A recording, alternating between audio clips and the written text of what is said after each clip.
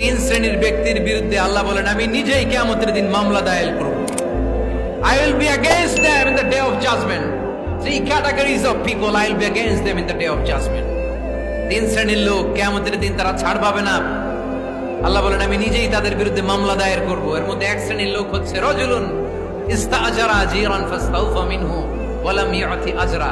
একজন শ্রমিক ভাড়া করে তার কাছ থেকে কাজ নিয়েছে কিন্তু তার পারিশ্রমিক আদায় করে নাই। এরকম আছে না নাই? দাপট দেখায় ইউনিভার্সিটির ক্যান্টিন গুলোতে, ইউনিভার্সিটির ক্যান্টিনে যে খায় মাগার বিল দেয় না, এরকম টাকায় দাসরা নাই। চায়ের দোকানে চা খায় আগে পরে দিমু বিল দেয় না, আছে না নাই? দোকানে যে পণ্য কিনে বিল দেয় না পরে দিমু, আছে না নাই?